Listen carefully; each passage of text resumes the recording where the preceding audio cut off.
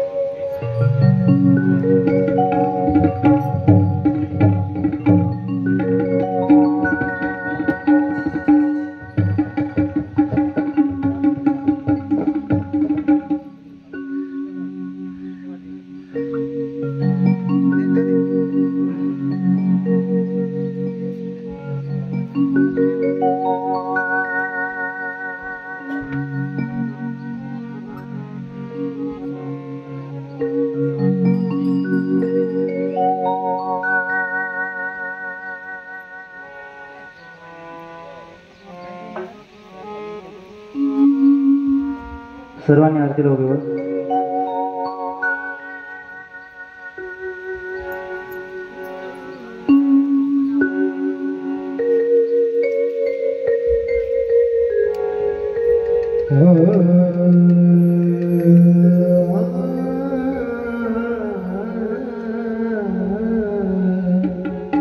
नमः पार्वती पते शिव हर हर महादेव।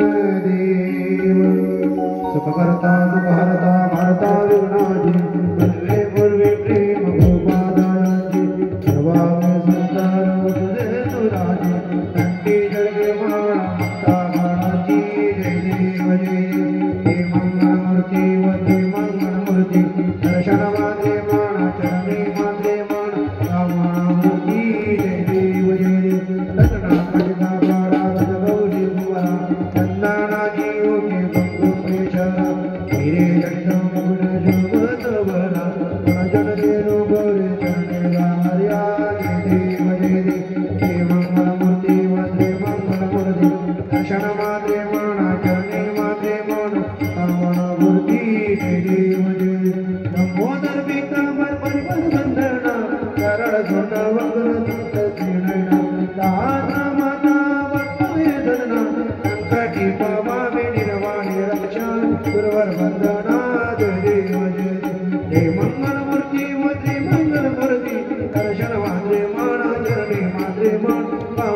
कुर्ती देवरे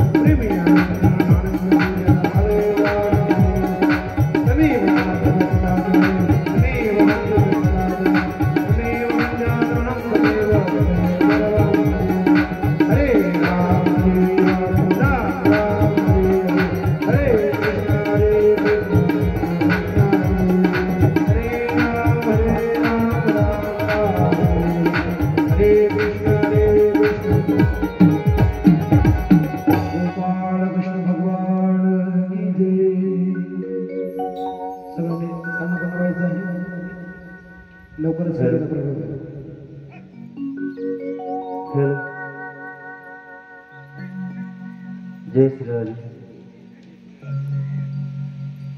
हेलो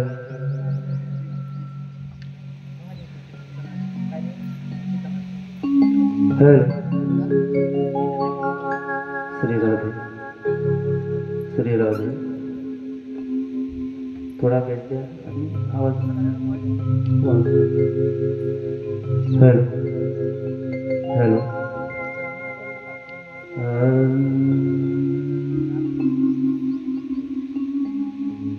श्री वक्रतुंड महाकाय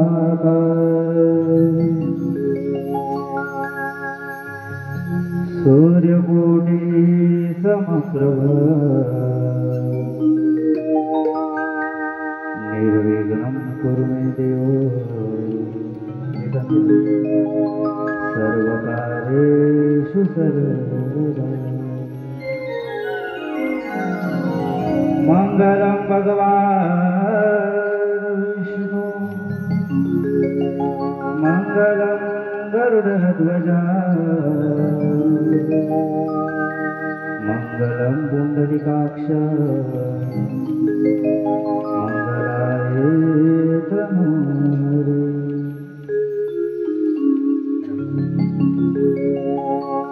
सच्चिदानंद रूपाय विश्वोत्पत्तिहेतवे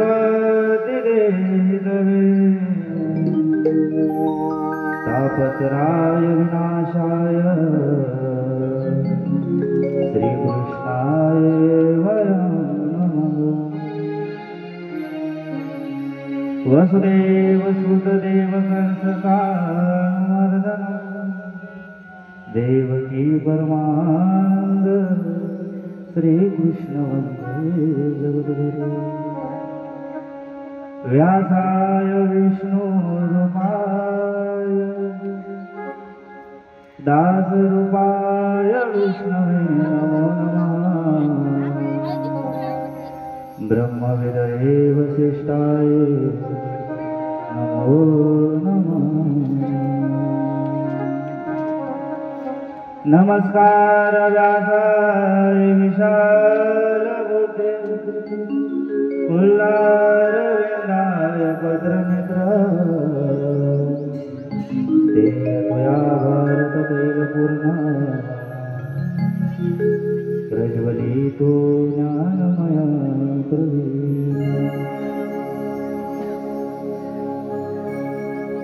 श्री राधा मेरे स्वामी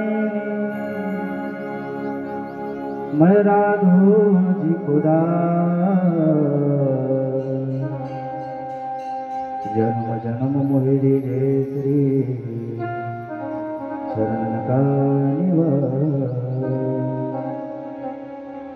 बरसाने की राधिका नंदगांव के इनके चरणों में साशिष दास का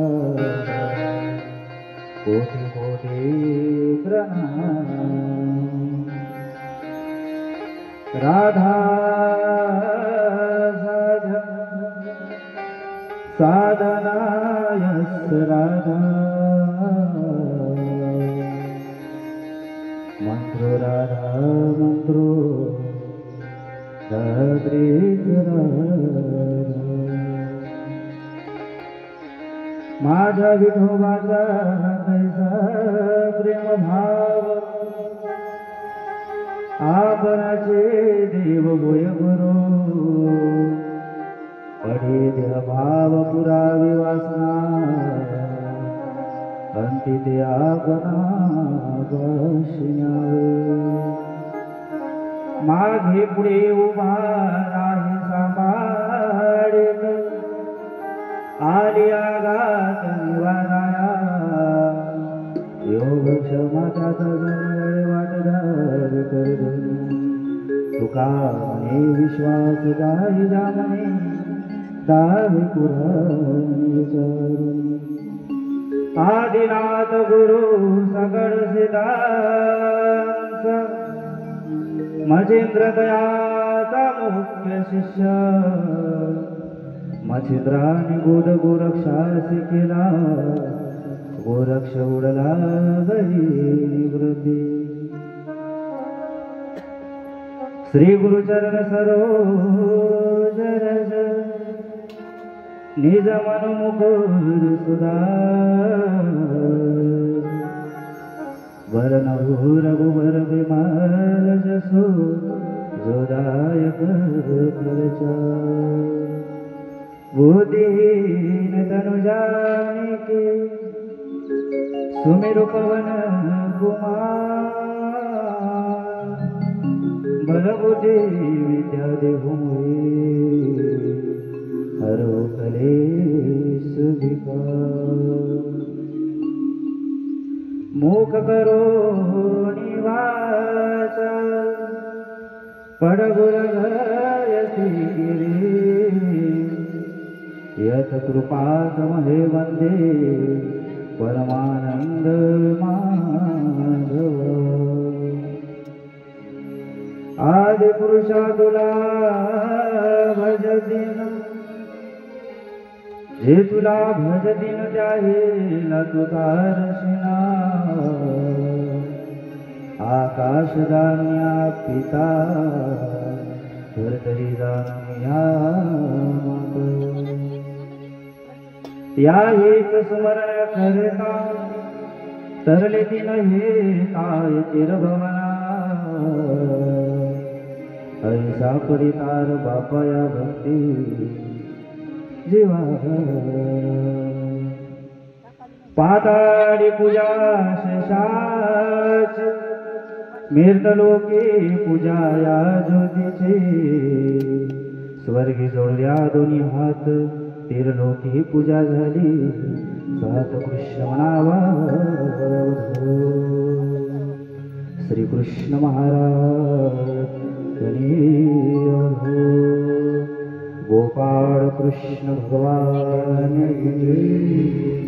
श्रीमद्भागवत महापुराण श्री संत तुकाराम महाराज की संत ज्ञानेश्वर महाराज संत भोजाजी महाराज संत गाडगे महाराज नमो पार्वती शिव हर हर महादेव श्री कृष्ण गोविंद हरे मुरारी हे नाथ नारायण वासुदेवा श्री कृष्ण गोविंद हरे मुरारी हे नाथ नारायण वासुदेवा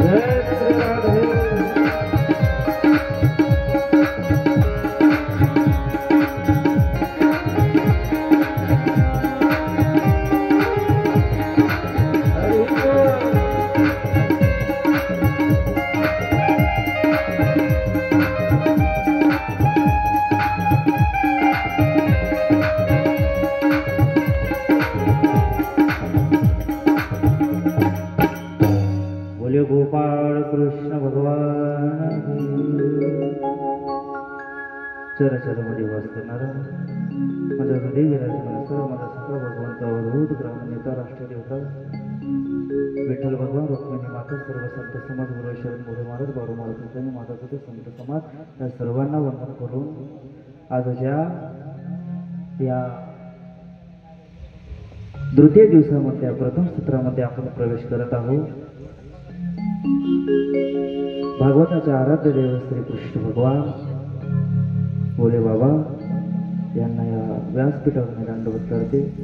श्री व्यासजी भगवान शुभदेव भगवान यांना सुद्धा मी वंदन करते. तसेच मंचावर बसलेले सर्व कलाकार मंडळी, आमचे गायन सम्राट ज्ञानेश्वर महाराज राऊत भंडारा, आमचे ऑर्गन वादक श्री लक्ष्मणराव महाराज लांजेवार, तुमच्या गावातले उत्कृष्ट असे तबला वादक साहिल कांबळे महाराज, हरिभक्त परायण कीर्तनकार जय महाराज हिस्से अकोला, तसेच पॅडवाले दादा पहा, जसा प्रभू रामचंद्राकडून आपण एक पत्नी एक वशनी भावासोबत भावानं कसं राहायचं तो आदर्श घेतला, तसेच आपल्या समोर सुद्धा अशा कमी वयामध्ये पॅड वादन करून सर्वांना आपल्या कला दाखवत आहे असे आदर्श महाराज यांची सुद्धा उपस्थिती उशिरा का होईना, पण आज कथेमध्ये ते आले. असे आदर्श महाराज, तसेच आमचे साऊंडवाले दादा उत्कृष्ट प्रकारे असा जे घरी बसून टीव्ही पाहत आहे किंवा कूलरमध्ये थंड हवा घेत आहे अशाच्या कानापर्यंत ही कृष्णवाणी पोहोचवण्याचे काम करत आहे. त्यांना सुद्धा या व्यासपीठावरून वंदन. तसेच वेळेतून वेळ काढून कृष्ण कथा श्रवण करण्यासाठी आलेले सर्व श्रोता मंडळी यांचे सुद्धा पुण्याच्या ह्या व्यासपीठावरून जय श्री राधे, जय श्री राधे, जय श्री राधे. सर्वांनी हात वर करा. राधे राधे. नाश्ता करून आले ना? आम्ही तर नाश्ताच करून आलो तरी आमचा आवाज येत आहे. मला असं वाटतं तुम्ही जेवण करून आले. मग सर्वांनी पुण्याचा एक वेळा हात वर करा आणि बाबुळगाव पर्यंत कळंबपर्यंत आवाज गेला पाहिजे, नाही का? राधे राधे. आला का किशोर भाऊ आवाज? राधे राधे, राधे राधे. संख्या कमी का असू नये पण आपल्या इथं गर्दी नाही पण दर्दीवाले लोक. आणि असंच कायम आपल्याला 7 दिवस या कथेमध्ये आपली एनर्जी पॉवर आपल्याला टिकून ठेवायची. कालच्या सत्रामध्ये आपण प्रस्तावनामध्ये पाहिले की भागवताचे नियम काय आहे. जे यजमान मंडळी आहे किंवा कथा श्रवण करणारे सर्व श्रोता मंडळी यांनी नियमपूर्वक एक वेळा तरी उपवास अल्पसा केला पाहिजे.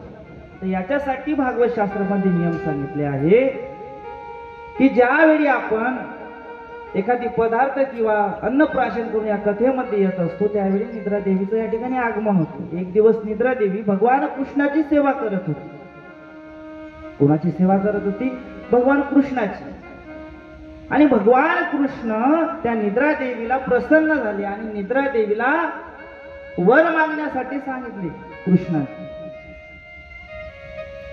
निद्रा देवी कृष्णाला म्हणत आहे, देवा मला धन नको, मला संपत्ती नको, बंगला नको, फॉर्च्युनर गाडी नको. मला द्यायचं असेल तर ज्या ठिकाणी तुझी कृष्ण कथा चालू आहे, ज्या ठिकाणी राम कथा चालू आहे, शिव कथा चालू आहे, त्या ठिकाणी मला स्थान दे. डायरेक्ट येऊन बसते का नाही? तर आपल्या आतमध्येच निद्रा येऊन बसते. आपण कथेमध्ये तो बसून असतो पण आपलं चित्त कुठं असते? वावरातल्या पराठ्या काढायच्या, घरी जाऊन कामं करायचे आहे, बाकीच्या गोष्टीमध्ये आपलं चित्त असते. भावे गावे गीत शुद्ध करून या चित्त, तुझं व्हावं ऐसा देव नाही तरी हा सुलभ उपाय. आपलं चित्त कसं करायचंय? शुद्ध. जसं आपण एखादं भांड घेतो आणि ते भांड स्वच्छ झाल्यानंतर त्याच्यामध्ये पाणी टाकलं तर आपले काय दिसते? प्रतिमा. त्याच प्रकारे भगवान कृष्णाची कथा आपल्या आतमध्ये या शरीर रूपी भांड्यामध्ये आपल्याला टाकायचं असेल त्यात हे शरीर शुद्ध करावं लागेल ना बाय बाप, नाही का? शरीर शुद्ध कशाले होईल? कृष्ण कथा श्रवण केल्याने, भागवत कथा श्रवण केल्याने, शिव कथा श्रवण केल्यानंतर. ज्यावेळी आपण विठ्ठल रुक्मिणीच्या मंदिरात येतो किंवा शिवालयामध्ये जात असतो त्यावेळी कधीही डोळे बंद करून, आपल्याला सवय आहे की आपण एखाद्या मंदिरात गेलो, हात जोडतो, डोळे बंद करतो आणि भगवंताला प्रार्थना करतो. नाही, भगवंताची डोळे बंद करून कधीही प्रार्थना करू नये हे शास्त्र सांगत. ज्यावेळी मंदिराची पहिली पायरीवर आपण चढत असतो त्याआधी एका गडव्यामध्ये पाणी घेऊन जायचं आणि जे पहिली पायरी आहे ते पहिल्या पायरीवर थोडंसं पाणी टाकायचं, त्यानंतरच आतमध्ये प्रवेश करायचा. आतमध्ये प्रवेश केल्यानंतर सर्वात आधी ज्या ठिकाणी घंटी बांधलेली असते त्या घंटीच्या खाली काही वेळ तिथं उभं राहायचं. तर काय होतं? ते जे काही नकारात्मक ऊर्जा आहे ते सकारात्मक ऊर्जामध्ये परिवर्तन होते आणि त्यानंतर आपल्या आतमध्ये भक्ती, ज्ञान, वैराग याचा संचार होत राहते. हे भक्तीचे काही लक्षण. मला सांगा, आपला रोग बरा झाला नाही, आपल्याला डायबिटीज आहे, शुगर आहे, मधुमेह आहे, आणि आपण गुड खात असू, पुरणपोळी खात असू, गुलाबजामुन खात असू, बासुंदी खात असू, काही अर्थ आहे का? नाही. अरे त्याच प्रकारे कृष्ण कथामध्ये प्रवेश करायचं असेल, हे जे चित्त आहे, हे जे शरीर आहे, हे जे देह आहे, ते आपल्याला काय करावं लागेल? शुद्ध करावं लागेल. भावे गावी गीत शुद्ध करिय चित्त तुझ व्हावायसा देव नाही. आणि उपाय काय आहे? कसा आहे उपाय? सुलभ आणि सोपा आहे. कसा आहे? सुलभ आणि सोपा आहे. काय करायचंय? घरदार सोडायचं आहे का? नाही. ज्ञानेश्वर माऊलींनी सुद्धा असोनी संसारी जीव वेगू करी वेद शास्त्रो भारी बाह्य सदा, काय म्हटलंय? भगवे वस्त्रे परिधान करा आणि कुंभमेळ्याला जाऊन संन्यास घ्या का? नाही. तुम्ही संसारात राहा आणि भक्ती करा. आईच्या पैसोनी करा एक चित आवडे अनंत आळवा, आवडे अनंत आळवा, आवडे अनंत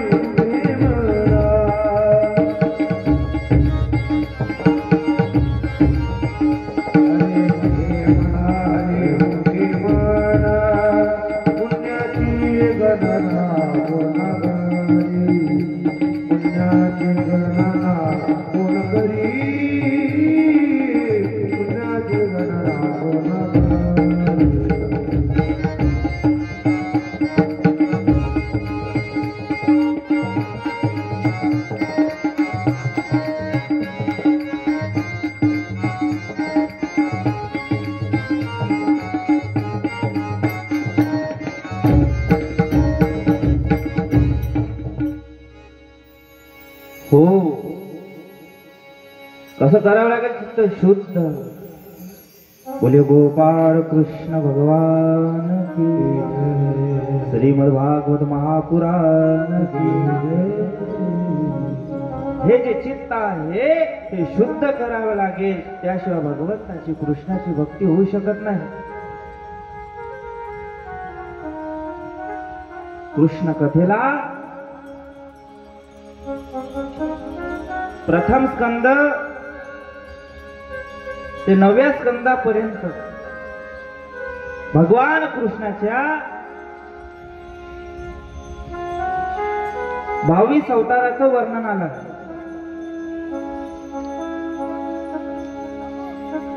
यजमानजी, किती अवताराचं वर्णन आलंय? 22 अवताराचं वर्णन आलं. त्यानंतर 23वा अवतार कृष्ण आणि 24वा अवतार केव्हा? व्हायचा. कली भगवंताच्या रूपाच्या माध्यमाने हा सृष्टीचा संहार करण्यासाठी भगवान कृष्ण कल्की अवतार धारण करून येणार. तर आपल्याला आता दुसरा, तिसरा आणि चौथा या 3 दिवसामध्ये कृष्णाच्या 22 अवताराचं वर्णन श्रवण करायचं.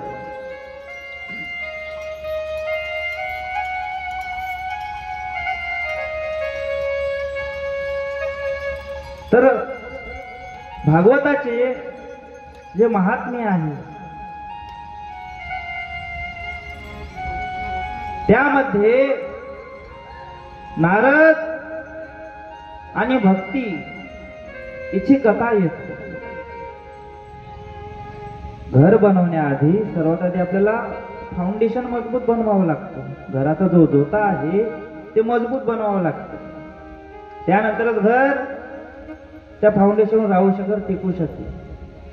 आपल्याला कृष्ण काय आहे, हा भागवत पुराण काय आहे, जर आपल्याला हेच कळाले नाही तर कृष्ण काय करणार?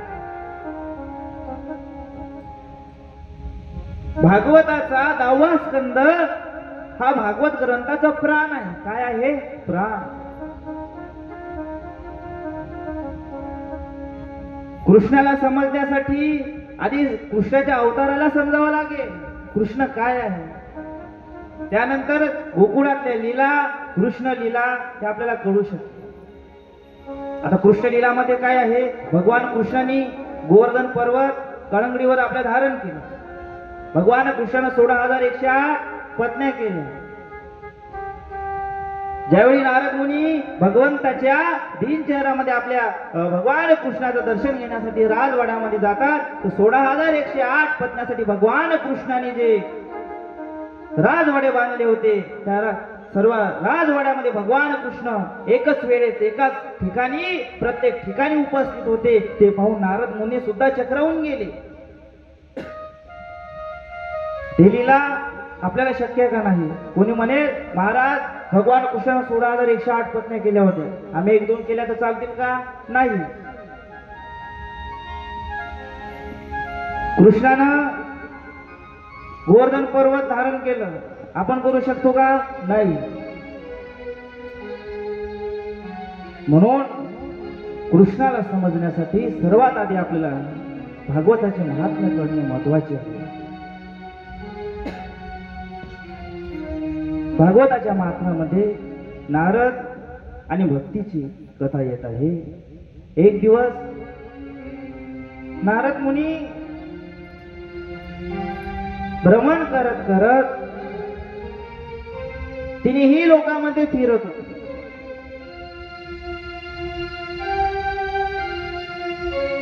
महाराष्ट्रात आले, नांदेगाव सावंगीमध्ये आले, पण त्यांना कृष्णाची भक्ती कुठंच दिसली नाही. सर्व लोक कथा चालू आहे पण घरी झोपून आहे. मग कशी भक्ती दिसेल? तर फिरता फिरता नारद मुनी वृंदावन मध्ये गेले. का कोणी वृंदावनला? जाऊन सुंदर असं बाकी बिहारीचं मंदिर आहे, प्रेम मंदिर आहे, ब्रजधाम आहे, बरसाना आहे. त्या ठिकाणी गेल्यावर भक्ती, ज्ञान, प्रेम त्या ठिकाणी दिसते. सुंदर सुंदर असे मंदिर आहे. जायचं राहिलं तर 3-4 दिवसाचा कालावधी घेऊन जायचं. सावरे को दिल में बसा कर तो देखो, सावरे को दिल में बसा कर तो देखो, एक बार वृंदावन में जाकर तो देखो, एक बार वृंदावन में जाकर तो देखो, बड़ा ही दयालु है बाकी बिहारी, बड़ा ही दयालु है बाकी बिहारी, एक बार वृंदावन में जाकर तो देखो, एक बार वृंदावन में जाकर तो देखो, सावरे को दिल में बसा कर तो देखो, सावरे को दिल में बसा कर तो देखो, एक बार वृंदावन में जाकर तो देखो, एक बार वृंदावन में जाकर तो देखो, बाकी बिहारी भक्त भगवान,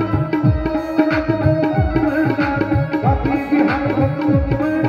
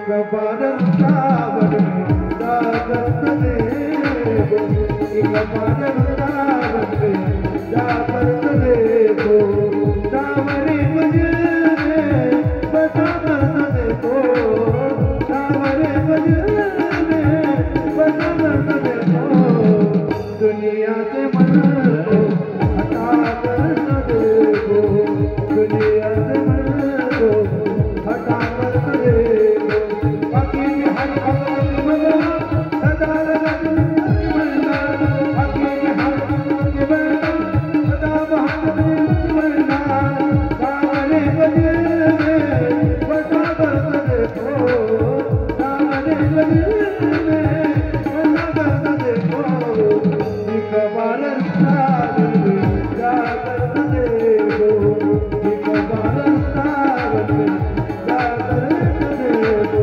एक बार सावन में जाकर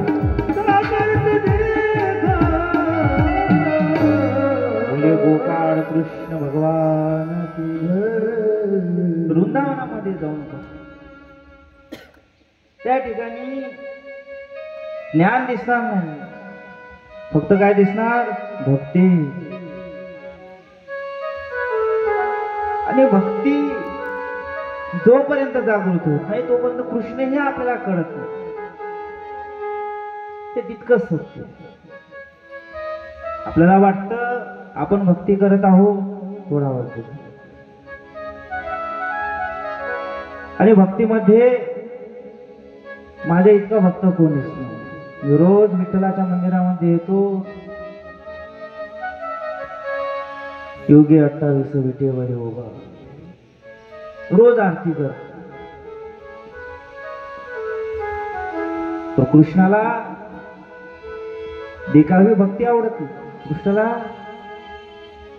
अंतर्भक्ती आवडते, जो आतमध्ये कृष्ण नाम जागृत करत आहे आणि एकांतामध्ये बसून कृष्ण नामाचं जप करत आहे, तो भक्त कृष्णाला आवडतो.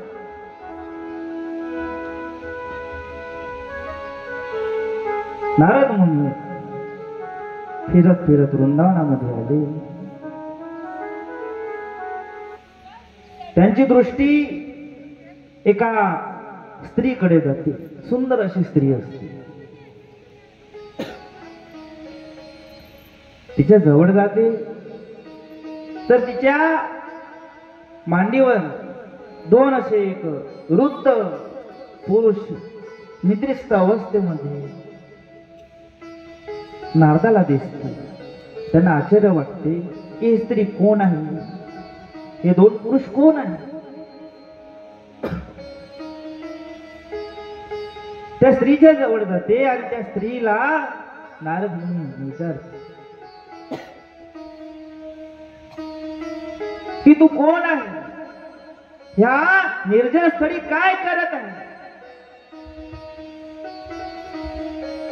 त्यावेळी ती स्त्री उत्तर देते, महाराज माझं नाव आहे भक्ती. काय आहे? महिला मंडळ भक्ती. आणि हे जे दोन वृद्ध पुरुष आहेत ते दोन माझे मुलं आहेत, ज्ञान आणि वैराग्य. त्या कलियुगामध्ये ज्यावेळी कलियुग प्रारंभ झाला त्यावेळेपासून हे दोनही माझे मुलं ज्ञान आणि वैराग्य लोप पावले आहे, जड अवस्थेमध्ये गेले आहे. लोकांना भक्ती म्हणजे काय कळत नाही. संसारामध्ये इतके गुरपडून गेले आहे की देव काय, देवाचं नाव काय, देवाचं पूजन काय, कीर्तन काय, भागवत काय माहित नाही. ज्ञान कसं प्राप्त करायचं हे सुद्धा लोकांना माहित नाही. म्हणून आज अशी दीन दयावैल परिस्थिती झाली आहे की आज ते जड अवस्थेमध्ये गेलेले आहे, झोपलेले आहे. नारदाच्या संताच्या पायावर ते भक्ती साष्टांग लोटांगण घालते. महाराज माझ्यावर करुणा करा, दया करा. ह्या कलियुगामध्ये ज्ञान वैराग्य जागे झाले नाही, लोकांमध्ये भक्ती आली नाही, त्या संसाराचा काय होईल? ते एक दिवस नाश होईल. भाऊ भावासोबत वैर करतील, एकामेकाला तलवारीनं कापून मरून जाईल. असं कली सत्य जाणावं जाणा भंग सुटल देवांगना. आणि या कलियुगामध्ये स्त्री स्त्रीचा धर्म पाळणार नाही, पुरुष पुरुषाचा धर्म पाळणार नाही. स्त्री पुरुष दोघही वैचार करतील आणि या सृष्टीचा एकीकडे काय होईल तर अंत होईल. म्हणून महाराज माझ्यावर दया करा, विनवणी करा. विनवितो चक्र भुजा, माझ्या दया करा. आणि संत काय आहे त्या नावाला दयाली भक्तीची. तुम्ही संत माय बाप कृपा. तुम्ही संत माय बाप कृपावंत. तुम्ही संत माय बाप कृपावंत. तुम्ही संत माय बाप कृपावंत. कायमी पतित कीर्तिवान. कायमी पतित कीर्तिवान. तुम्ही संत माय बाप कृपावंत. तुम्ही संत माय बाप कृपावंत.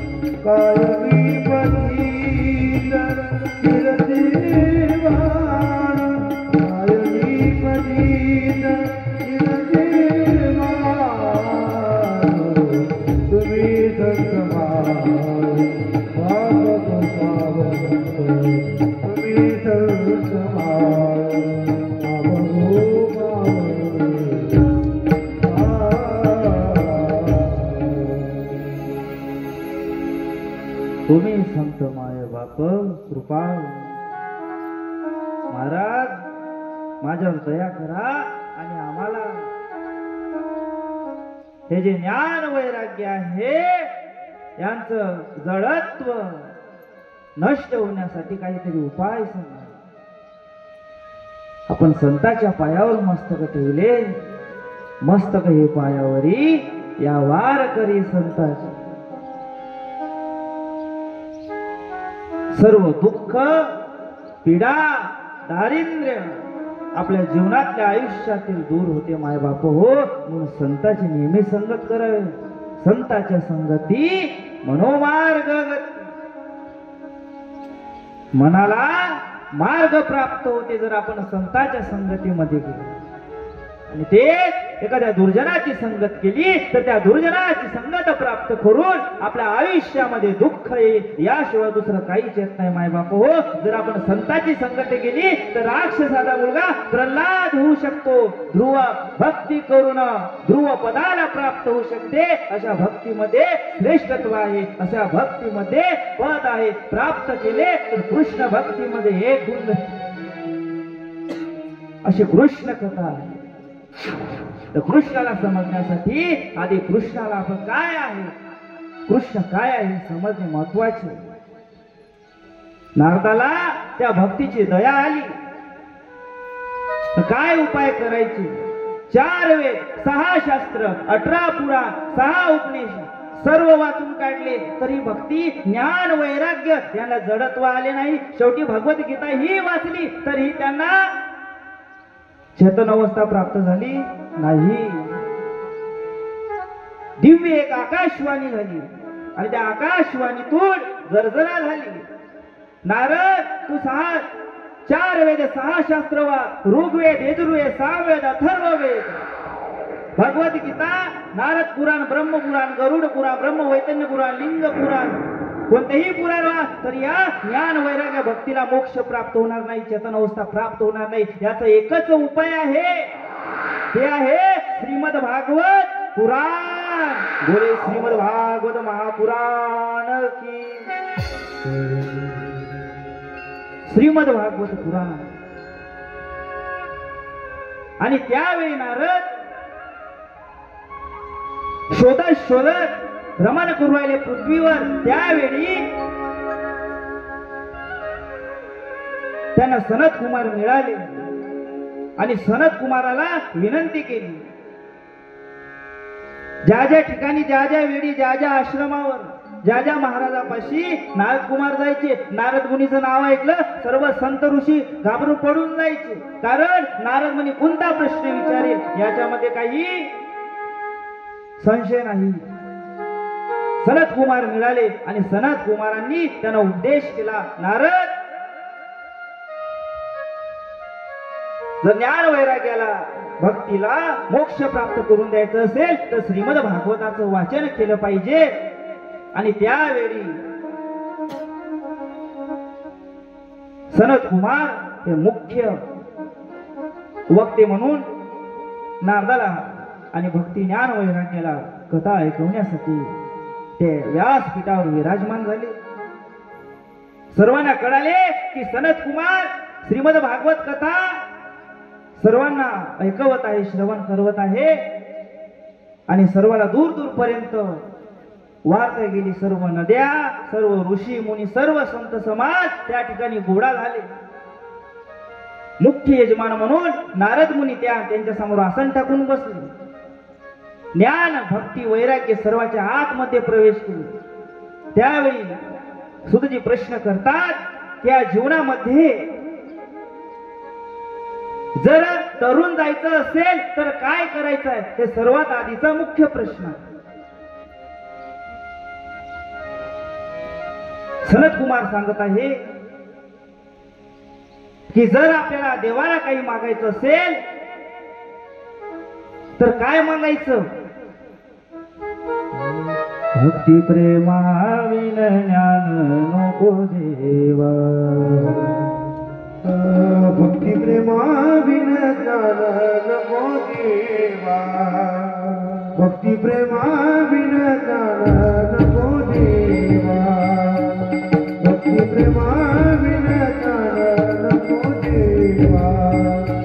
अभिमान नित्य नवा तलवारी, अभिमान नित्य नवा तलवारी.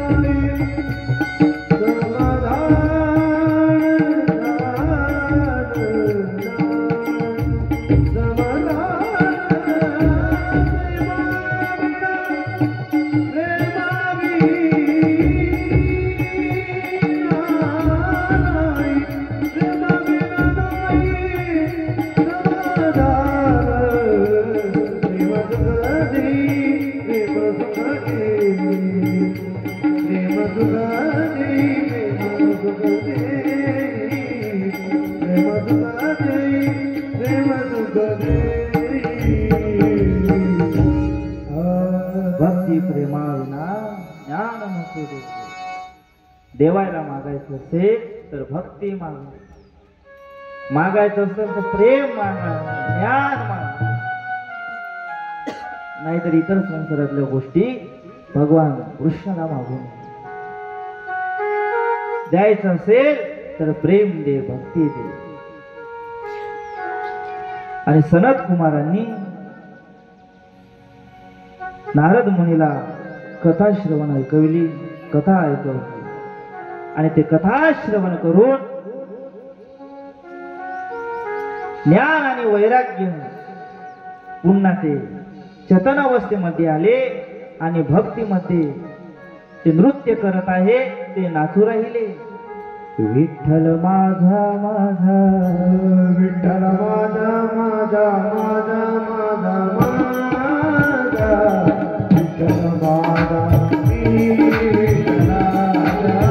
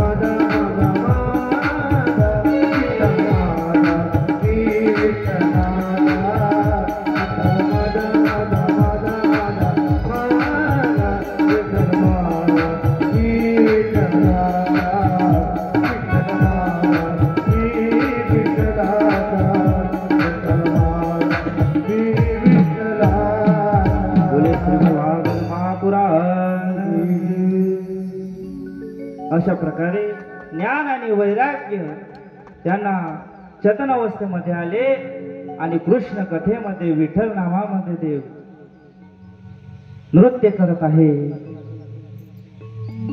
असे भागवताचे महात्म्य, जे भागवत श्रवण केल्यानंतर ते 4 वेद 6 शास्त्र 18 पुराण गीतेतही पठण करून जे ज्ञान वैराग्याला चेतन अवस्था प्राप्त झाली नाही, ते फक्त मात्र एक श्रीमद भागवत पुराण श्रवण केल्यानंतर चेतन अवस्थेमध्ये आले. ते आहे श्रीमद भागवत कथेचे महात्म्य. त्यानंतर भागवतामध्ये धुंदकारीची कथा येत आहे. तुंगभद्रा नदीच्या किनाऱ्यावर एक गाव होतं आणि त्या गावामध्ये आत्मदेव नावाचे एक ब्राह्मण राहत होते. घरी संपत्ती, धन दौलत, शौर्य कोणत्याही गोष्टीची कमतरता नव्हती, पण मात्र त्यांना मूल बाळ नव्हतं. संततीच्या सुखापासून ते विनमुख होते. एक दिवस आयुष्याला कंटाळून ते एका वनामध्ये गेले. वनामध्ये एका झाडाच्या पिंपळाच्या झाडाखाली रडत बसले. नदीच्या किनारे एक संत पाणी पिण्यासाठी आले. त्यांनी आत्मदेवाचा रडण्याचा आवाज ऐकला. कोण रडत? आत्मदेवापाशी ते संत घ्या आत्मदेवाला विचारत आहे, अरे बाबा तू कोण आहे, कुठून आला आणि का बरं रडत आहे?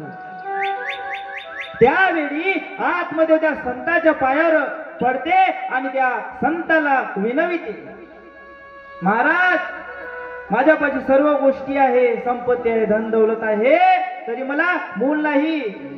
ते संत आनंदी होते, अरे बाबा तुला मूल बाळ नाही तर तू भाग्यवान आहे. ज्याला मुलं आहे बाळ आहे वृद्धाश्रमामध्ये त्यांच्या मायबाप जात आहे,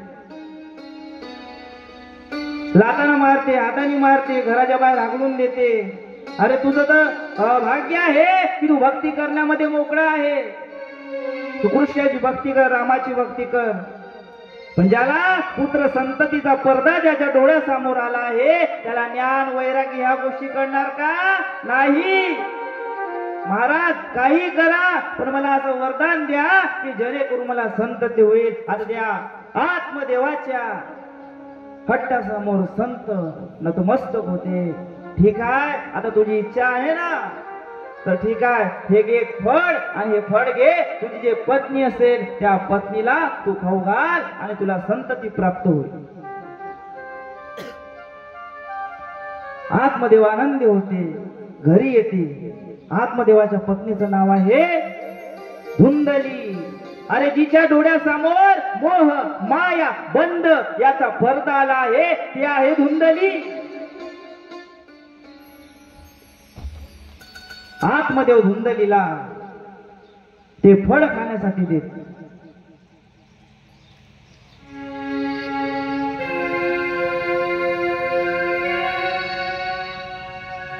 ते फळ धुंदलीच्या मनात प्रश्न येते, जर मी हे फळ प्राशन केले, ग्रहण केले तर मला मूल होईल, मला लेकरू होईल, आणि ते लेकरू झालं की मी गर्भवती होईल आणि 9 महिने कसं यातना भोगायला लागते, मग दुःख येते.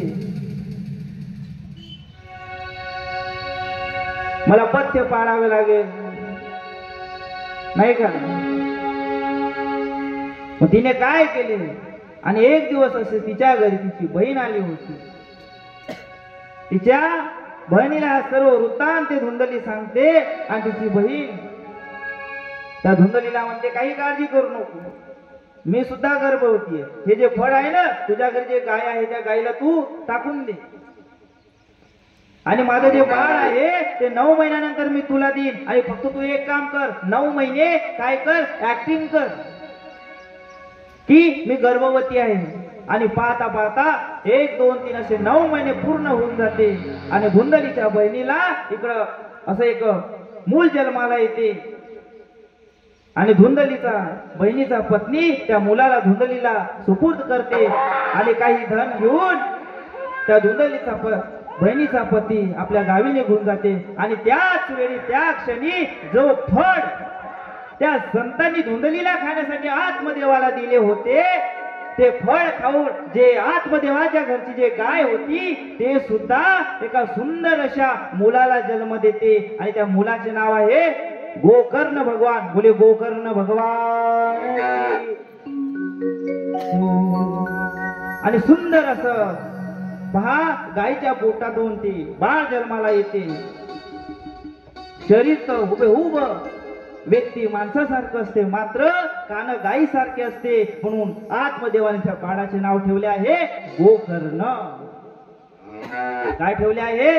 गोकर्ण. आणि इकडं सर्वाला वार्ता हा पोहोचते की धुंदलीला सुद्धा मुलगा झाला आहे, म्हणून धुंदलीचा मुलगा आहे म्हणून त्याचे नामकरण काय करण्यात आले आहे? धुंदकारी. काय करण्यात आले? धुंदकारी.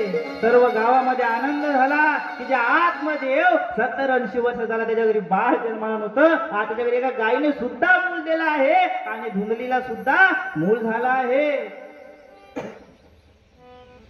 पण काही दिवसानंतर जे गोकर्ण आहे ते संतांच्या संगतीमध्ये घर सोडून निघून जाते. मात्र धुंदकारी आपल्या घरी राहून आपल्या आईच्या बाळाच्या प्रेमामध्ये इतके मग्न होते की त्यांना कशाचीही भान राहत नाही का लांजेवर भाऊ?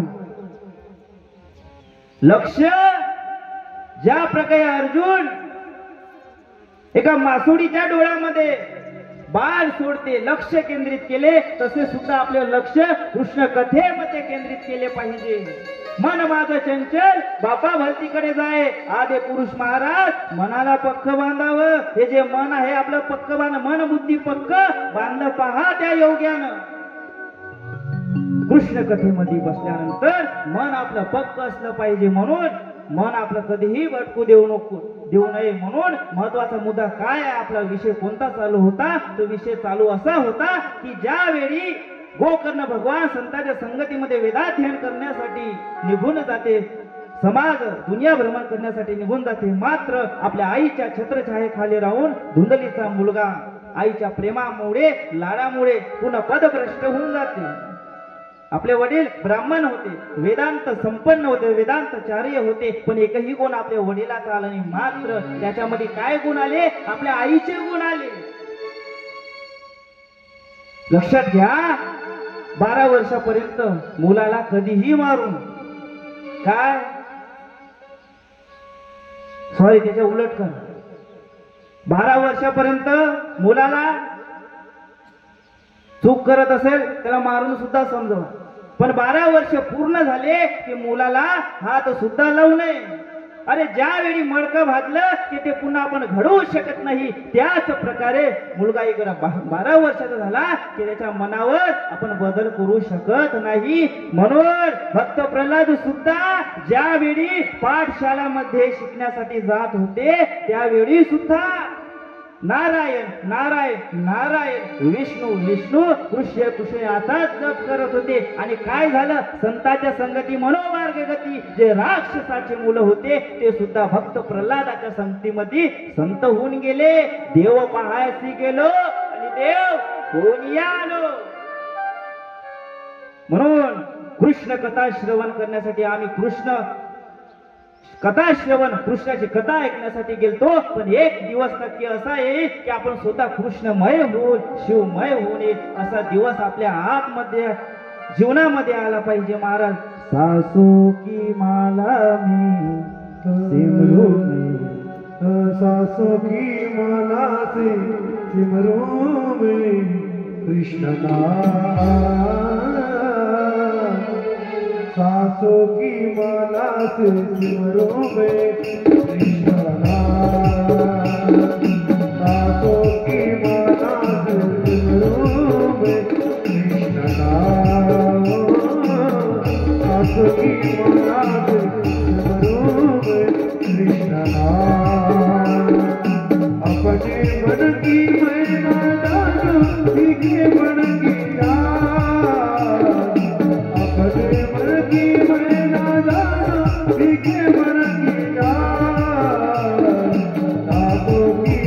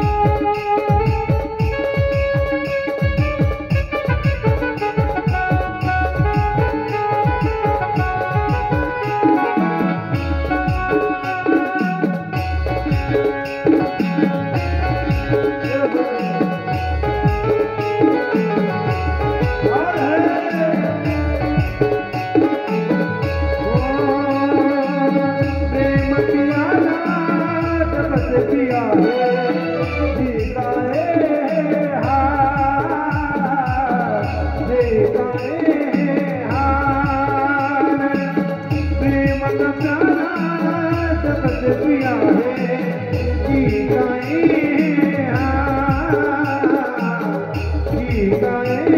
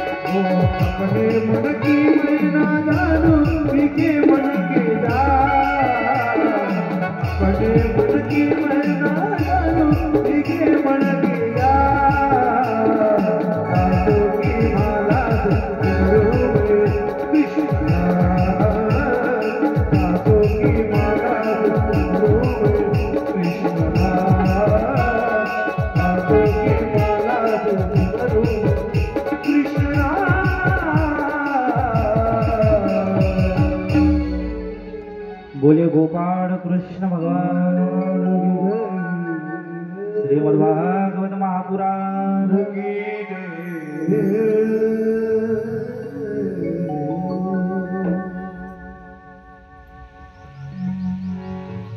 तर आईच्या प्रेमामध्ये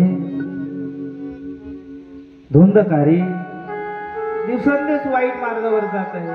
जुवा खेळणं, घरातल्या वस्तू नेऊन बाहेर विकणं, काय तर संग. ज्यावेळी जिजामाता त्या गर्भामध्ये छत्रपती शिवराय होते त्यावेळी जिजामातेला डोहाळे कसे यायचे? घोड्यावर बसून तलवार घेऊन जायचे, युद्ध करायचे. आजकालच्या महिलांना डोहाळे कसे येते? चिंचा खाऊ दे, माती खाऊ दे, गोटे खाऊ दे. रागा किशोर हो, मग कसा छत्रपती शिवाजी महाराज घडणार, कसा वीर भगतसिंग घडणार, महाराणा प्रताप घडणार. मग धुंदकारी जन्माला येणार, धुंदकारीच बनणार. खरे सुद्धा खाऊ दे, खरे काचे डोहाळे लागतात. आजकालच्या महिलांना दिवसातून 4-5 खरे लागते, नाही का सुनील लोक? वास्तविक परिस्थिती काही जास्ती. म्हणून आज संत वीर आपल्या पोटी जन्माला येत नाही, तर धुंदली सुद्धा कारस्थान करायची, लबाड बोलायची. आणि धुंदकारी सुद्धा तसा असतो.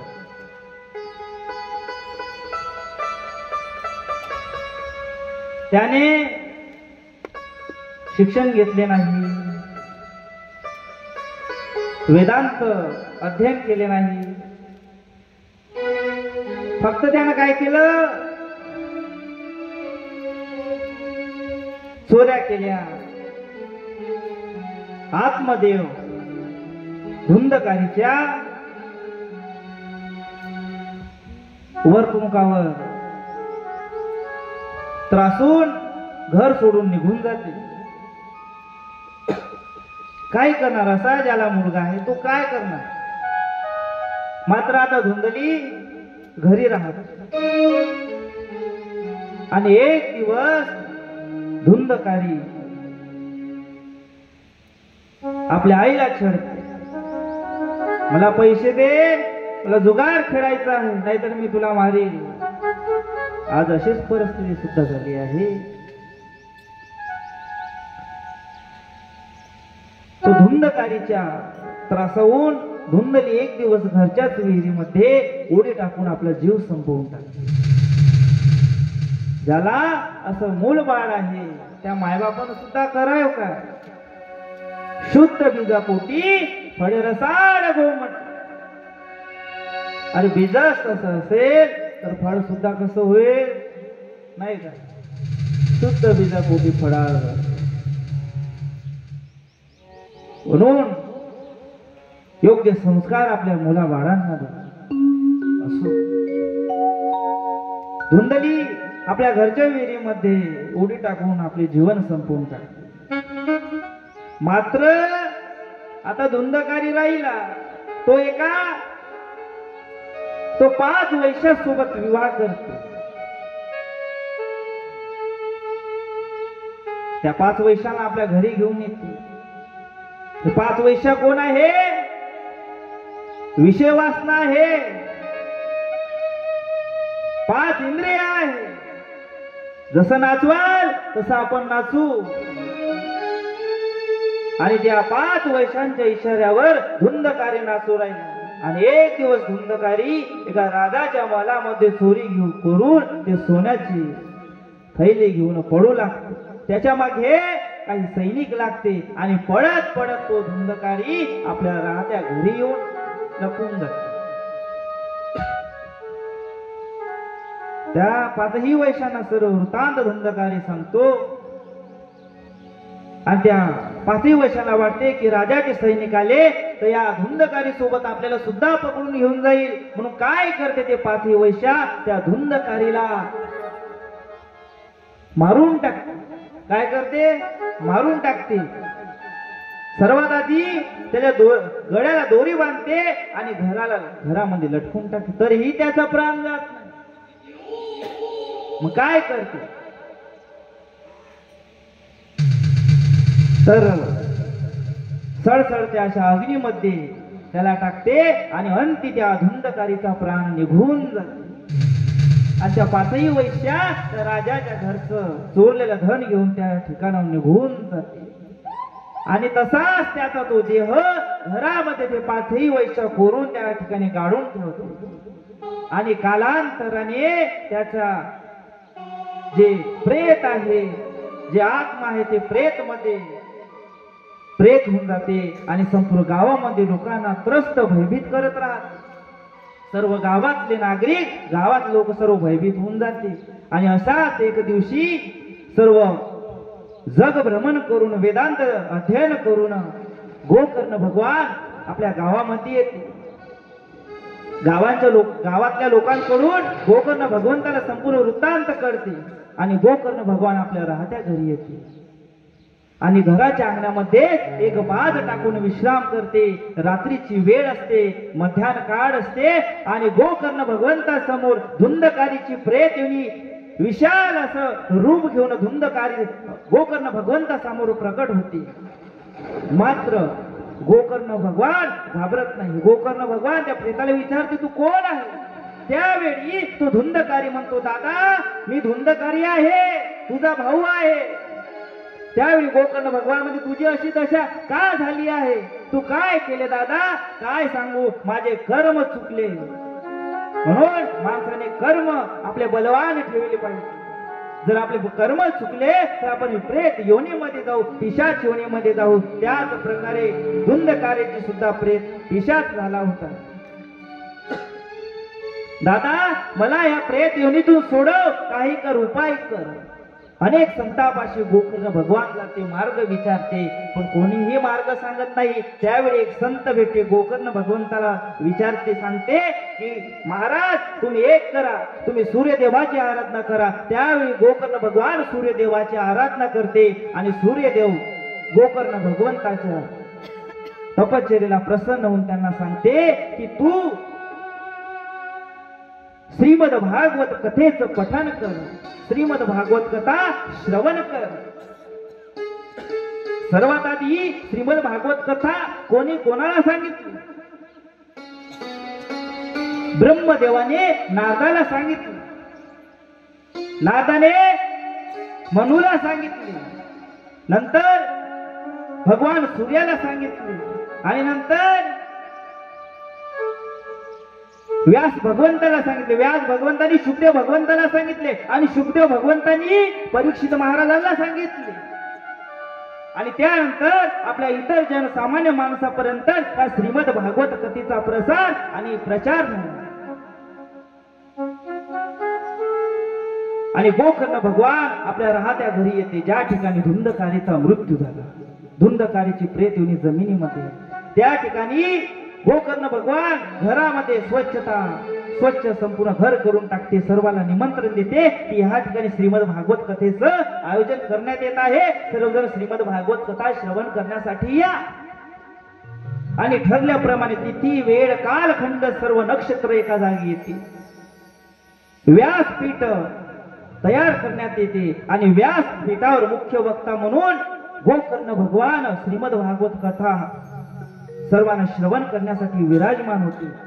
सर्व गावातले सर्व संत मंडळ त्या ठिकाणी कथा श्रवण करण्यासाठी येते. सर्व गावकरी श्रीमद भागवत कथा श्रवण करण्यासाठी येते. मात्र आता त्या धुंदकारीच्या प्रेत योनीला कुठं जागा द्यायची, तर त्या दादा मी कुठे बसून कथा श्रवण करू. त्यावेळी गोकर्ण भगवान धुंदकारीच्या प्रेत योनीला एक संकेत देते आणि तिथे एक 7 नळकांड्या असलेला एक बांबू असतो, बासा असते आणि त्या बास्यामध्ये धुंदकारीची प्रेत योनी त्यामध्ये प्रवेश करते. बोले श्रीमद भागवत महापुराण की. आणि अशा प्रकारे गोकर्ण भगवान श्रीमद भागवत कथा पठन करण्यात सर्वांना सांगण्यामध्ये प्रारंभ करतो. भागवताचा प्रथम श्लोक येते. सच्चिदानंद रूपाय विश्वतपति देहितवे तापत्राय विनाशाय श्रीकृष्णाय वयं नमः. भागवताचा प्रथम श्लोकाचं त्या ठिकाणी नामोच्चारण करण्यात येते. देशोदेशीच्या देशांना ग्रामदेवता, नगरदेवता, राष्ट्रीय देवता सर्व देवतांचा त्या ठिकाणी आवाहन करण्यात येते. हनुमंत भगवान सुद्धा कृष्णलीला रामलीला श्रवण करण्यासाठी मुख्य यजमान म्हणून त्या ठिकाणी येते. गोकर्ण भगवान कर्म, संन्यास, ज्ञान, वैराग्य, आचरण कसे असावे या इत्यादी विषयी माहिती सांगते. भागवताचं पठण कसं करायचं, वक्त्याचं आणि यजमानाचे आद्य कर्तव्य काय, संपूर्ण नियमाबद्दल प्रथम महात्म्य सांगते. महात्मा झाले का संपूर्ण भगवंताच्या 22 अवताराचं वर्णन करते. 22 अवताराचं वर्णन झाल्यानंतर 10व्या स्कंदामध्ये गोकर्ण भगवान प्रवेश करते. 10व्या स्कंदामध्ये गोपाळ कृष्णाचा जन्म होतो. संपूर्ण गोपाळ कृष्णाच्या लीलाचे वर्णन करण्यात येते. त्यानंतर परीक्षित महाराजाला श्राप दिल्यानंतर आणि भागवत कथेला विराम दिल्यानंतर श्रीमद भागवत कथेचं नाम घोष करण्यात येते. बोले श्रीमद भागवत महापुराण. अशा प्रकारे गोकर्ण भगवान 7ही दिवसाची कथा समाप्त करते. पहिल्या दिवशी कथा झाली. पहिल्या त्या बासाचा नळकांडा तो फुटून जातो आणि असे 1, 2, 3 आणि 7व्या दिवशी ते बासातून प्रेत येऊन जी आहे धुंदकारीची त्या बासाच्या बाहेर येते, त्या बांबूच्या बाहेर येते आणि दिव्य शक्ती असे दिव्य ज्योत म्हणून त्या ठिकाणी प्रगट होते.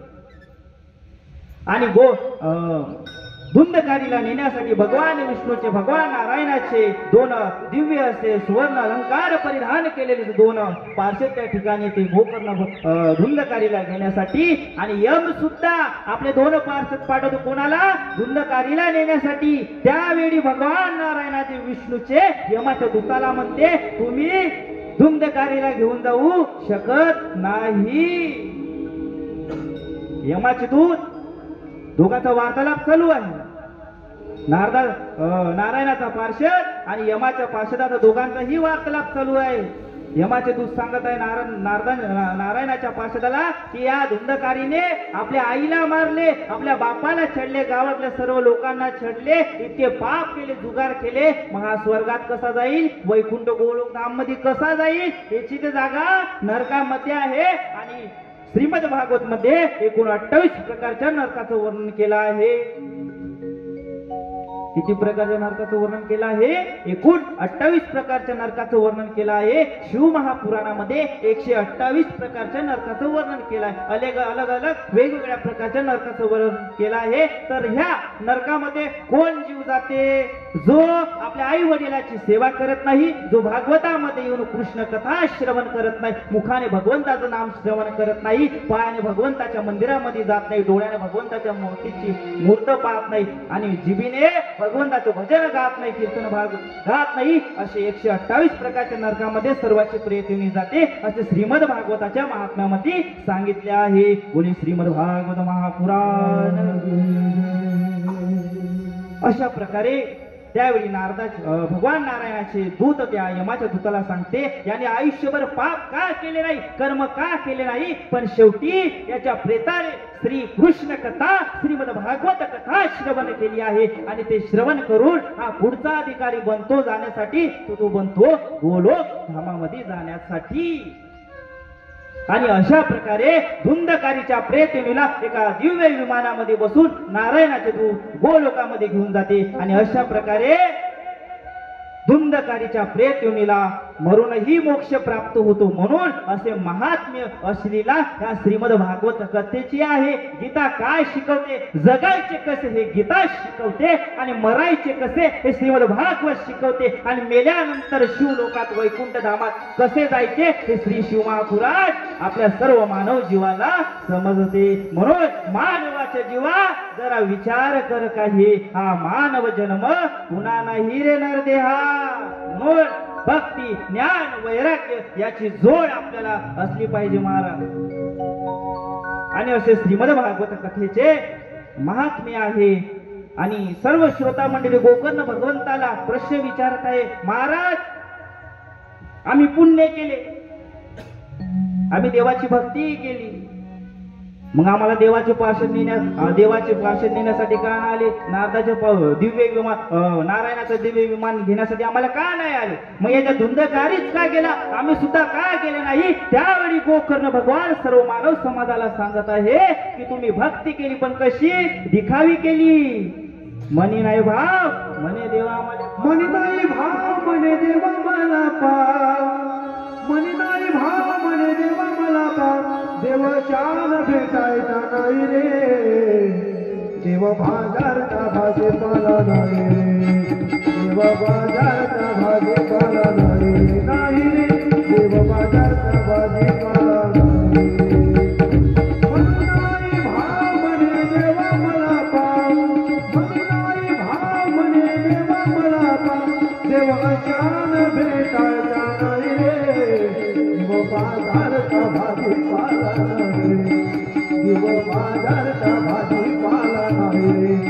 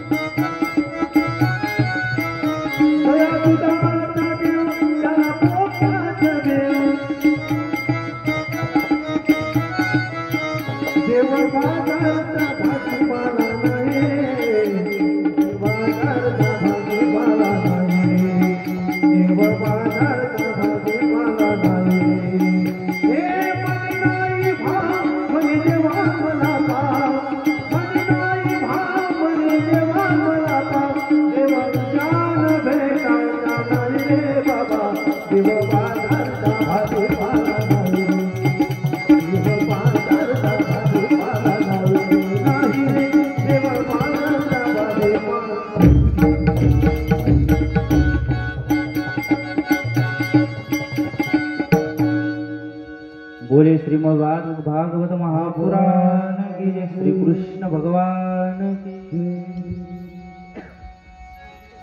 अशा प्रकारे गोकर्ण भगवंतांनी सर्वांना श्रीमद भागवत कथा श्रवण ऐकवली. धुंदकारीच्या प्रेत योनीला मोक्ष प्राप्त झाले आणि असे श्रीमद भागवत कथेचे महात्म्य आहे, जे श्रवण केल्याने मानवाच्या जीवाचा उद्धार होईल आणि मोक्ष प्राप्त होईल, अशी मोक्ष देणारी कथा श्रीमद भागवत कथा. बोले गोपाळ कृष्ण भगवान की जय.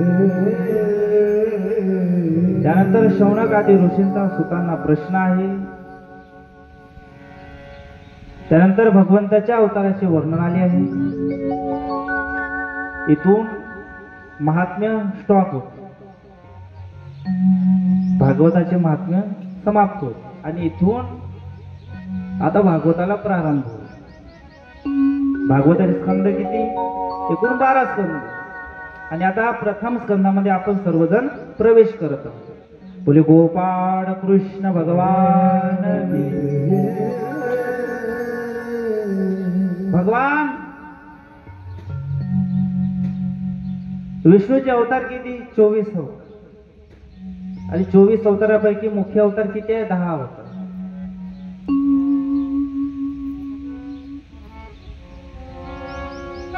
कृष्ण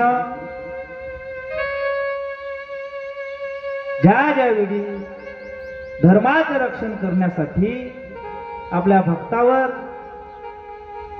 दया करण्यासाठी, रक्षण करण्यासाठी या पृथ्वीवर अवतार घेऊन धारण.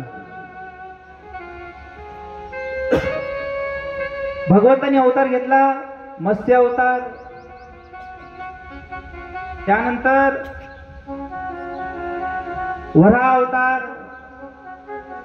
ऋतु अवतार, कृष्ण अवतार, विष्णू अवतार, यज्ञ अवतार,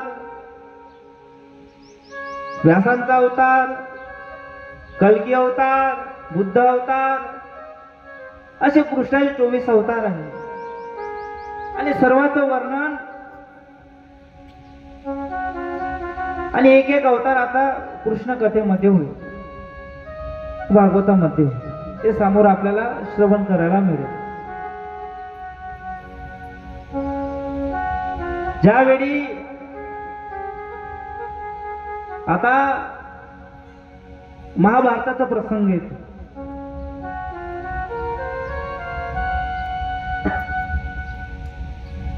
महाभारतामध्ये लाखोंच्या संख्येमध्ये कौरवाची सेना आहे आणि काही मोजकेच पांडवांची सेना आहे. दोघाही पार्टीचे घनघोर युद्ध झाले आणि शेवट काय झाला? विनाश. महाभारताचे युद्ध समाप्त झाले.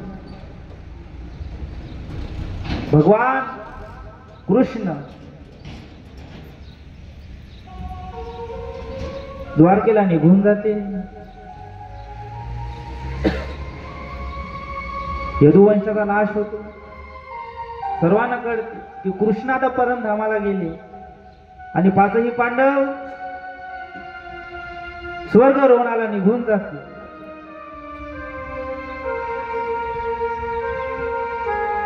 एक दिवस महाभारताचे युद्ध चालू असताना अभिमन्यूचा दुर्दैवी असा युद्धामध्ये वध होतो. महाभारतामध्ये योद्ध्यामध्ये महान अर्जुन आहे, महान वीर कर्ण आहे, दानी भीष्म पितामह आहे, द्रोणाचार्य आहे, कृष्ण आहे. तरीही सर्वावर मात करून महान योद्ध्याचं पद प्राप्त करणारा एकच योद्धा होऊन गेला, तो आहे अभिमन्यू.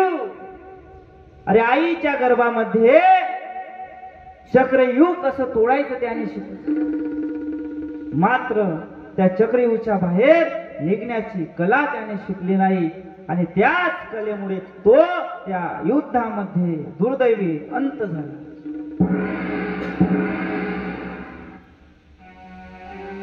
कौरव सैन्य सेनेचा सर्व ठिकाणी पराजय होत होता.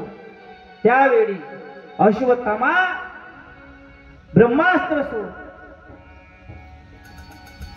अभिमन्यूचा मृत्यू झाला आणि त्यानंतर अभिमन्यूच्या पत्नीचे नाव काय आहे?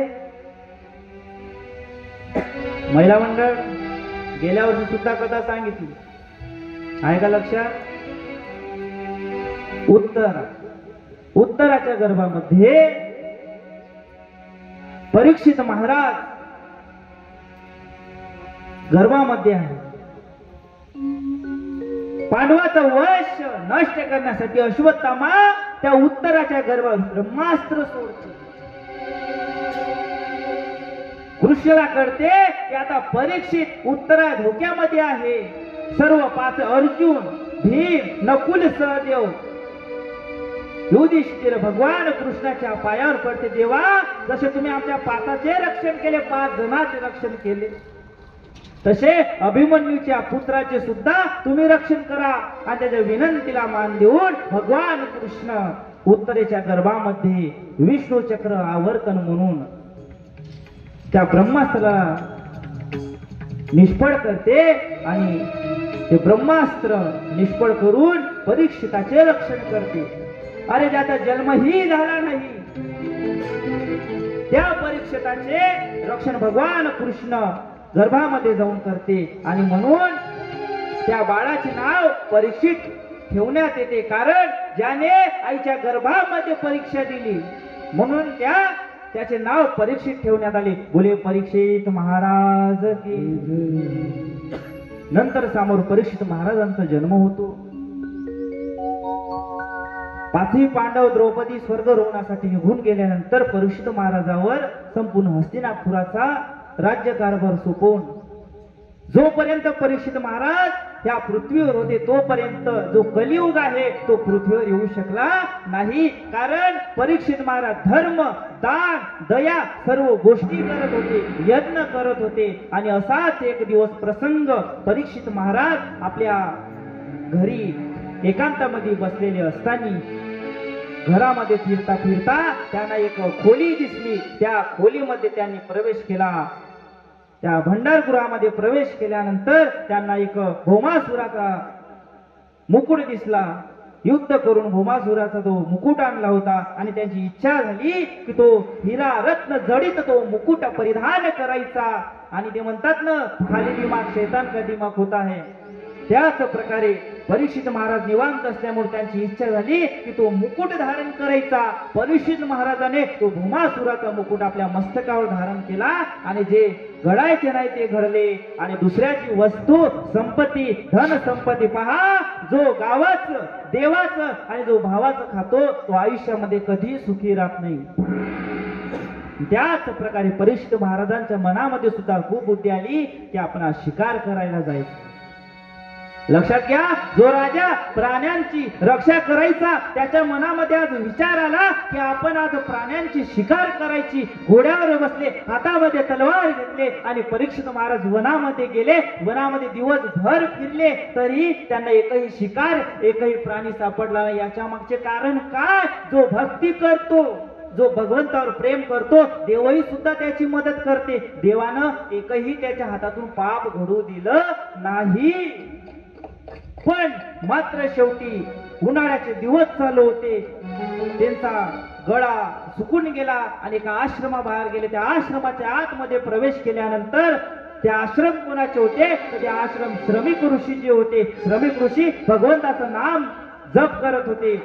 परीक्षित महाराज ते मुकुट धारण केल्यानंतर त्याच्या मनामध्ये खूप बुद्धी सुचली आणि त्यांच्या मनात प्रश्न आला की मी ह्या भारत देशाचा राजा आहे, हस्तिनापुराचा राजा आहे आणि मला पाहून हे ऋषी उठत सुद्धा नाही, पाणी सुद्धा विचारत नाही. त्यांना क्रोध आला. बाजूने एक मेलेला सर्प होता. आपल्या तलवारीने तो सर्प धारण केला तलवारीमध्ये आणि श्रमिक ऋषीच्या गळ्यामध्ये टाकले आणि परीक्षित महाराज तिथून निघून गेले. त्यानंतर श्रमिक ऋषीचा मुलगा होता शृंगी ऋषी. शृंगी ऋषीचा एक मित्र त्या ठिकाणी आला. त्याने सर्व दृष्ट्यान पाहिला. धावत धावत शृंगी ऋषीकडे गेला. शृंगी ऋषी गंगा नदीमध्ये भगवंताचं पाणी तर्पण करत होते. सूर्यदेवाला पाणी तर्पण करत होते आणि शृंग ऋषीला त्या शृंग ऋषीच्या मित्राने सांगितले तुझ्या वडिलाच्या गडामध्ये तुझ्या वडिलाच्या गळ्यामध्ये कोणीतरी एका मध्यस्थ अहंकारी राजाने मेलेला सर्प टाकला आहे. शृंगी ऋषी काय करते, त्या गंगेचं पाणी आपल्या हातामध्ये घेते आणि जो कोणीही राजा माझ्या वडिलाच्या गळामध्ये ऋषीच्या गळ्यामध्ये सर्प टाकला आहे तो 7 दिवसामध्ये तक्षक नावाच्या सर्पाने दंश होऊन त्याचा मृत्यू होईल. बोले श्रीमद भागवत महापुराण की. अशा प्रकारे परीक्षित महाराजाला शृंगी ऋषींनी 7 दिवसामध्ये मृत्यू होण्याचा श्राप दिला. शृंगी ऋषी आश्रमामध्ये येते, वडिलाच्या गळ्यातला सर्प काढते. श्रमिक ऋषी डोळे उघडते, आपल्या अंतर्ज्ञानाने अंतरदृष्टीने सर्व वृत्तांत त्यांना समजते. ते शृंगी ऋषीला सांगते, शृंगी तू हे काय केले बाळा? अरे जो परीक्षित ज्या पांडवांनी धर्माचं रक्षण करण्यासाठी आपले प्राण समर्पित केले, जो कृष्ण पांडवाच्या घरी राहिला, द्वारकेचा राणा पांडवा घरी, अशा ज्या परीक्षित राजाचे रक्षण कृष्ण भगवंतानी गर्भामध्ये केले, अशा परीक्षित महाराजाला 7 दिवसात मृत्यू होण्याचा श्राप दिला. शृंगी ऋषीला पश्चाताप होते आणि श्रमिक ऋषी शृंगी ऋषीला आदेश देते की जा आणि राजाला सांगून ये की तुझा मृत्यू 7 दिवसामध्ये होणार आहे. शृंगी ऋषी हस्तिनापूरमध्ये परीक्षित महाराजाला सर्व वृत्तांत सांगते, त्यांची क्षमा मागते. मात्र परीक्षित महाराज आपल्या जागेवरून हलत सुद्धा नाही. जर कोणाला कळाले की माझा मृत्यू 7 दिवसामध्ये होणार आहे तर त्याची काय गती होईल? संपूर्ण घर तो आपल्या डोक्यावर घेऊन येईल. मी इथे जाऊ की तिथे जाऊ, मी हे खाऊ की ते पिऊ, मी हे करू का ते करू, माझ्या मुलाला मी कोणती प्रॉपर्टी दान देऊ, आपल्याला करमत नाही, नाही का? एखादी साधा ताप सुद्धा आला तर आपण ह्या दवाखान्यात जातो, महागड्या डॉक्टर पाशी जातो, कळत नाही आपल्याला काय करायचे. म्हणजे जीव आपल्याला इतका प्रिय आहे. हे आयुष्य कधी संपणार आपल्याला कळत नाही. म्हणून आपण सर्व बहिरा झालो या जगी. म्हणून नेहमी आपण कृष्ण भक्तीमध्ये लीन असलं पाहिजे. आपला मृत्यू जवळ येत असेल तर आपण जागे झालो पाहिजे. पहा, आपण म्हणतो की 60 वर्ष झाल्यानंतर आपण कृष्णाची भक्ती करू, हातामध्ये नाम जप करू. पहा, जर आपण हातामध्ये 60 वर्ष झाल्यानंतर तुळशीची माळ हातामध्ये घेतल्यावर हात एका जागेवर राहते का? नाही, लग करत राहते. डोळ्याने भगवंताचं रूप पाहू शकतो का? नाही. कानानं ऐकायला येत नाही, डोळ्यानं बोलता येत नाही, सॉरी डोळ्यानं बोलता येत नाही, डोळ्यानं पाहता येत नाही, तोंडानं बोलता येत नाही. मग देवाचं भजन केव्हा करायचं? 60 वर्ष झाल्यावर नाही. तर ना भाग्यवंत, अरे त्या तरुणपणातच आपल्याला भक्ती केली पाहिजे. क्या भरोसा इस जिंदगी का, क्या भरोसा इस जिंदगी का, साथ देती नहीं वो किसी का, साथ देती नहीं वो किसी का, क्या भरोसा इस जिंदगी का, क्या भरोसा इस जिंदगी का, साथ देती नहीं वो किसी का, साथ देती नहीं वो किसी का, क्या भरोसा इस जिंदगी का, क्या भरोसा इस जिंदगी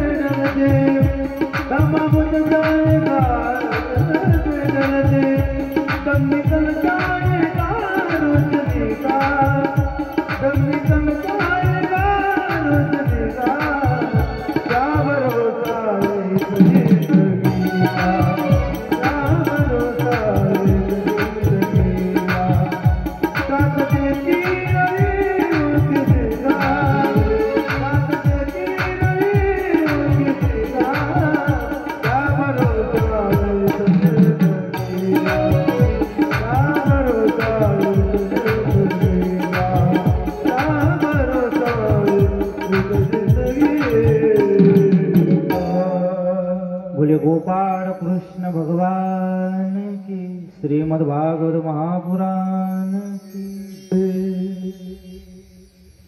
ज्याचा मृत्यू जवळ आला आहे परीक्षित महाराज घाबरले नाही. का बरं परीक्षित महाराजाला श्राप घ्यावा लागला? का त्यांना ही अवस्था प्राप्त झाली? एक दिवस परीक्षित महाराज आपल्या राज्यामधून भ्रमण करत असताना भ्रमण करता करता आपल्या रथामध्ये बसून जाता जाता त्यांना एक काळा कुट्ट असा एक व्यक्ती एका गायीवर आपल्या तलवारीने प्रहार करताना दिसला.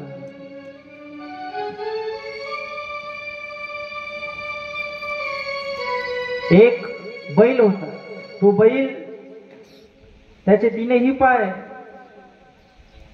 कलियुगाने कापून टाकले आणि एकच पाय उरला आणि तो भयभीत होऊन थरथर कापू लागला. परीक्षित महाराज ते दृश्य पाहते आणि त्या काळ्या कुट्ट व्यक्तीला मारण्यासाठी त्याच्याकडे धावत जाते. परीक्षित महाराजाला पाहून तो काळा कुट्ट व्यक्ती भयभीत होतो. परीक्षित महाराजाला शरण जाते. परीक्षित महाराज म्हणते, महाराज मला क्षमा करा. परीक्षित महाराज त्या व्यक्तीवर दया करते आणि त्या संधीचा फायदा घेऊन तो काळा कुट्ट व्यक्ती दुसरा तिसरा कोणी नसून साक्षात कलियुग आहे.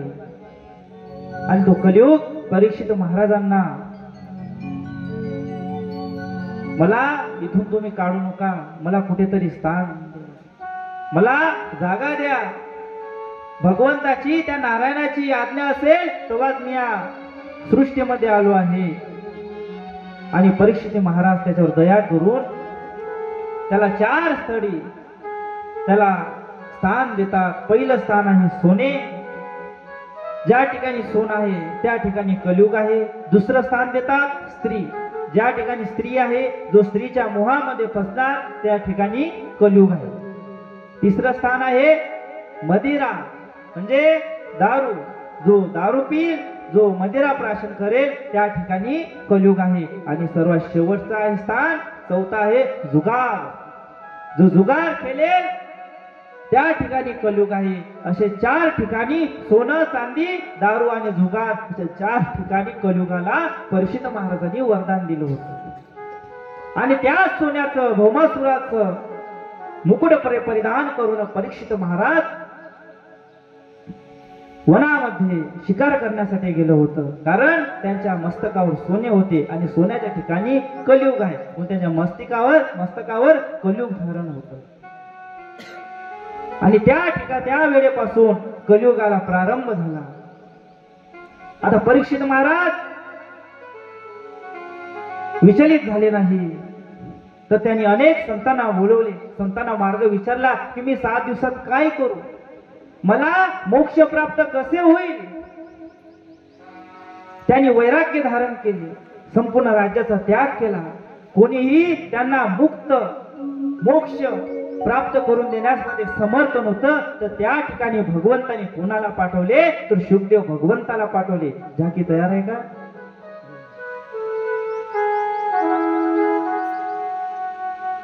घेऊन या, शुकदेव भगवंताला घेऊन या. शुकदेव भगवान हस्तिनापूरमध्ये गंगा नदीच्या किनाऱ्यावर शुकदेव भगवंताला भेटण्यासाठी येत आहे.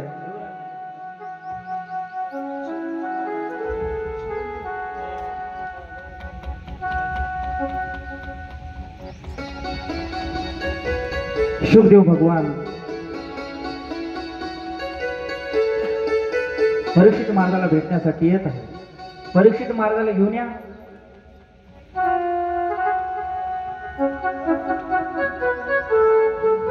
या शुकदेव भगवान या, समोर या. जय महाराज, एक खुर्ची घेजा.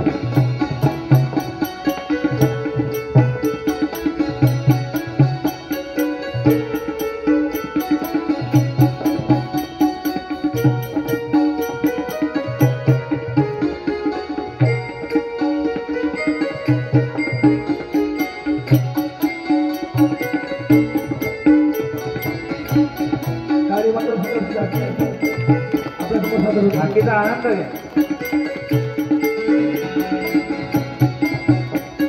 उभं करा तो एकच कोण केला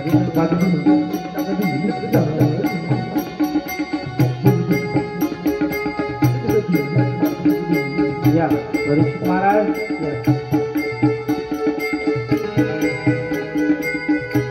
परीक्षित सुखदेव भगवंताला असं करा एक बाजूने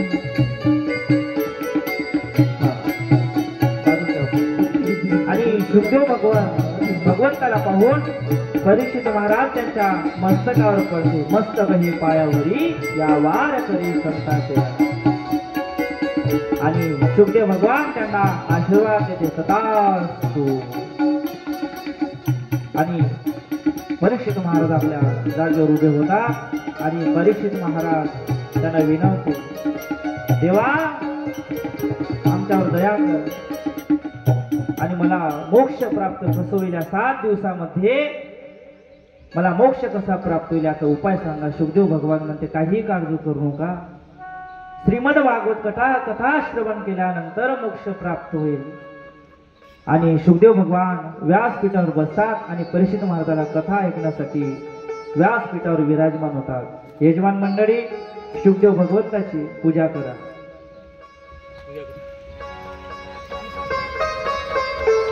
परीक्षित महाराज सुद्धा सुखदेव भगवंताची पूजा अर्चना करत आहे. घ्या ते ताट घ्या. महाकाय सूर्यकोटि समप्रभ निर्विघ्नं कुरु देव सर्वकार्येषु सर्वदा सर्वमङ्गलमाङ्गल्ये श्री सर्वार्थसाधिके शरण्ये त्र्यम्बके गौरी नारायणि नमोस्तुते रामचन्द्राय धीमहि रघुनाथाय नाथाय सीताय नमः.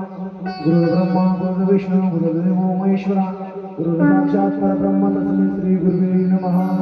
आणि सुखदेव भगवान परीक्षित महाराजांच्या चरणावर मस्तक ठेवते आणि इथून सुखदेव भगवान परीक्षित महाराज कथा सांगणार आहे. बसा, जागेवर बसा, मांडी घालून बसा परीक्षित महाराज. आणि परीक्षित महाराज मांडी घालून सुखदेव भगवंता समोर बसतात. जे वक्ता आहे